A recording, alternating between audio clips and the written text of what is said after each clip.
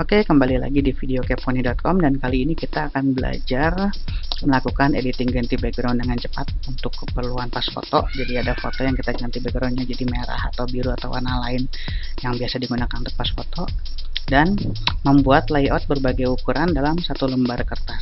Jadi dalam satu lembar yang akan di print itu ada beberapa biji pas fotonya dengan ukuran yang berbeda-beda sesuai kebutuhan. Oke, kita mulai. Langkah pertama yang akan kita lakukan adalah membuka foto mentah yang akan digunakan menjadi pas foto. Oke, di sini ada foto. Yang pertama kita lakukan adalah melakukan seleksi background supaya kita bisa ganti si backgroundnya ini dengan warna yang lain. Nah, kita akan lakukan dengan cepat dengan tools berupa Quick Selection Tool. Ini adalah salah satu cara paling cepat untuk melakukan seleksi. Jadi biasanya kalau kita masih menggunakan lasso, poligonal, atau pakai pen itu kan prosesnya lama ya, harus ngetrace satu-satu dan kadang apalagi di bagian rambut itu jadinya nggak akurat. Dengan ini kita bisa bikin hasil yang sangat cepat dan sangat akurat, khususnya dengan background yang polos seperti ini. Ini difoto di latar tembok biasa gitu. Jadi sebaiknya kalau buat pas foto dengan latar yang polos itu akan sangat mempercepat dan mempermudah. Oke, langkah pertama yang bisa dilakukan adalah menyiapkan backgroundnya dulu. Kita bikin sebuah layer baru berupa layer solid color untuk warna backgroundnya. Kita bisa pakai warna apa aja dulu karena nanti masih bisa kita ganti belakangan. Pertama saya pakai merah dulu aja biar kelihatan. Oke, nah sekarang kan posisinya si foto ini di bawah layer merah. Berarti si background ini harus kita buka, kita pindahin ke atas, cukup klik 2 kali, nanti dia akan jadi layer. Tukar posisinya dengan background. Oke, layer 0 adalah orangnya, color fill adalah backgroundnya. Setelah itu kita bisa klik di layer 0 atau di layer orangnya ini, lalu kita pilih backgroundnya dengan menggunakan Quick Selection Tool. Oke, kita gedekan sedikit. Cara menggunakannya sangat mudah, cukup dengan mengklik dan drag, jadi kayak kita ngebrush gitu ya di area yang ingin kita seleksi. Cukup di tengah-tengahnya aja, jadi nggak usah detail-detail banget, nanti dia akan secara otomatis melakukan seleksi seperti ini. Dia akan otomatis mencari, sama yang di bawah juga kayaknya harus ditambahkan walaupun nanti mungkin akan kena crop. Nah, kalau nggak terlalu akurat nggak apa-apa, jangan terlalu dipikirin, ini kan ada kurang sedikit nggak apa-apa.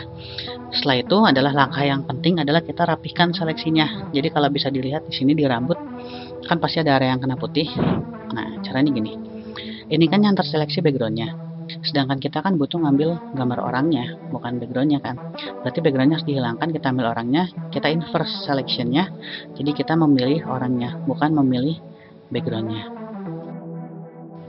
Nah, setelah itu untuk merapikan ini kita bisa menggunakan select and mask.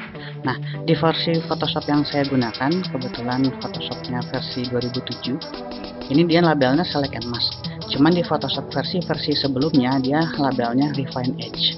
Jadi tombolnya ada di sebelah sini biasanya, antara select and mask untuk Photoshop 2017 ke atas atau refine edge untuk versi Photoshop di bawahnya, tinggal kita klik. Nah, ini cara pakainya juga ada perbedaan antara Photoshop sebelumnya. Yang pertama, jika kita Photoshopnya 2017 dengan tampilan seperti ini, seperti yang saya gunakan, akan ada menu di pinggir ini, kita gunakan yang kedua. Oke, sedangkan kalau di Photoshop versi sebelumnya nggak usah, nanti dia nggak ada menu ini, dia langsung aja. Cara menggunakannya sederhana. Ini untuk menghilangkan yang putih-putih ini dan menampilkan rambut-rambut yang nggak kelihatan, kita cukup klik dan tahan di backgroundnya, lalu kita kayak mengebrush, nanti dia akan menghilangkan putihnya dan mengeluarkan detail rambut yang nggak kelihatan. Nah, di bawah sini juga sedikit perlu, boleh. Oke, setelah itu ini kan masih ada glow ya, glow bocor warna putih, dan dia masih agak kurang rapih, masih kurang enak dilihat. Bisa kita perbaiki dengan satu klik dengan menggunakan decontaminate color. Nah, dia akan menghilangkan glow yang putih itu, dia membawanya mendekati warna backgroundnya, jadi kelihatan jauh lebih natural. Oke, setelah itu pijit OK saja. Pengaturan yang lain ini bisa dicoba-coba. Kalau ini permainan untuk kayak shift edge itu untuk menggeser-geser aja, jadi semakin ke kiri dia efeknya akan semakin masuk ke dalam foto, jadi si area merahnya akan semakin masuk, sedangkan kalau ke kanan si area merahnya akan berkurang. Nah, biasanya di geser sedikit atau nggak di apa-apain juga sebenarnya udah bagus ini, apalagi untuk pas foto yang cetakannya nggak terlalu besar ya, jadi nggak akan terlalu kelihatan kalau ada kurang-kurang sedikit. Pijit oke kalau sudah. Oke, sampai tahap ini kita sudah membuat ganti latar yang sangat bagus sekali. Layer 0 ini nggak dipakai karena dia yang putih, bisa kita hapus saja biar nggak banyak di sini, biar nggak pusing. Lalu si merah ini bisa kita ganti-ganti warnanya. Jadi kita seleksinya sekali, digunakan berkali-kali sesuai warna apa yang kita pengen. Biru, merah, atau warna lainnya. Nah, misalnya saya pengen bikin warna merah dulu. Pertama kita akan crop untuk ukuran 4x6. Yang pertama akan saya lakukan adalah buat halaman baru dengan ukuran kertas yang akan dicetak. Misalnya saya pakai kertas A4, berarti kan ukurannya 210 x 297 mm. Resolusinya selalu 300 pixel per inch untuk keperluan cetak di printer biasa yang di rumahan ya. Nah, setelah itu ini sudah jadi begini. Kita crop dulu ukurannya 4x6 cm. Gunakan cropnya yang WH resolution supaya kita nggak usah bolak-balik dengan image size. Kita pakai width and height resolution, kita masukkan 4 cm dan 6 cm. Jangan lupa cm-nya ini harus diketik karena kalau enggak biasanya dia jadi inci. Dan di sini 300 pixel per inch untuk menyamakan dengan ukuran kertas yang tadi. Kalau misalnya di sininya tidak sama dengan ukuran kertas, ketika kita tarik ke kertas dia bisa menjadi membesar atau mengecil, jadi nggak akan akurat. Oke, setelah itu di crop biasa. Kita cari ukurannya yang pas, standar pas foto. Kalau misalnya dia agak miring, fotonya bisa diperbaiki kemiringannya dengan drag di luar area crop. Nanti dia akan jadi rotate, crop untuk rotate. Kita cari yang enak. Oke, kurang lebih ya anggap segini lah ya, ini kan hanya contoh aja.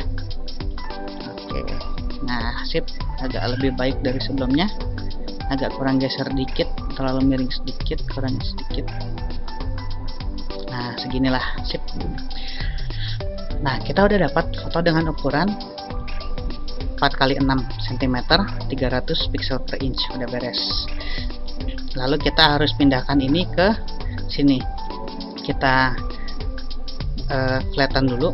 Flatten ada di menunya, di sini ada, atau di atas ada, ke layer, flatten image. Jadi dia jadi satu layer. Lalu kita duplikat, masuk ke untitled 2, yaitu kertas yang akan kita pakai. Setelah itu kita mau bikin ukuran 2x3 ya. 2x3 itu adalah setengahnya ukuran yang ini. Jadi kita bisa di sini aja langsung diduplikat, background copy kita tulis aja dulu 4x6 biar nggak pusing. Lalu kita duplikat, bikin lagi satu, kasih nama 2x3. Lalu di sini tekan Ctrl T, atau kita bisa lakukan transform dengan cara diklik salah satu ininya. Kalau dia transform kontrolnya nggak keluar, bisa diaktifkan. Nah, kita bisa masukkan 50%, atau mau dimasukin angka juga bisa. Berarti width itu 2 cm. Nyalakan ini aspect ratio biar dia otomatis jadi 3. Ini adalah ukuran 2x3. Oke, lalu terakhir ukuran 3x4. Nah karena si foto ini aspect ratio-nya tidak 3x4, artinya kalau kita masukkan angka 3 di sini dia nggak jadi 4. Berarti harus kita crop lagi. Crop lagi, masukin manual angka 3 dan angka 4. Nah, foto 3x4 ini agak digeser, jadi ada bagian yang terbuangnya. Beres, lalu kita duplikat lagi ke kertas yang baru. Nah, ke sini ke layer 2. Kita sudah punya ukuran 3x4. Oke, dan langkah terakhir yang bisa kita lakukan adalah menyusun. Jadi dalam satu lembar ini kita bisa manfaatkan dengan maksimal. Misalnya saya nggak akan pakai satu lembar ini karena butuhnya mungkin hanya beberapa buah. Jadi misalnya ukuran 4x6, saya ambil di sini satu. Saya butuh misalnya 4 buah. Kita bikin 4 buah. 3, 4. Nah, ini bisa digeser manual, kita susun satu-satu, atau kita bisa geser otomatis dengan distribusi. Caranya yang layer paling atas dari ukuran yang kita mau ini kan kita geser dulu nih. Jadi ini kan masih numpuk di bawahnya, kita pilih semua sambil menekan tombol shift. Jadi pilih yang atas, tahan shift, pilih yang bawah. Lalu kita bisa gunakan tombol distribute di sini untuk mendistribusikan. Nah, kelihatan kan dia jaraknya kurang jauh, berarti yang paling atas ini kita geserin lagi, mungkin agak segini. Kita ulangin lagi cara yang tadi, masih kurang jauh, mungkin harus agak segini. Nah, better, cuman kayaknya kejauhan sedikit, atau bisa satu lagi, coba satu lagi. Masih muat nggak?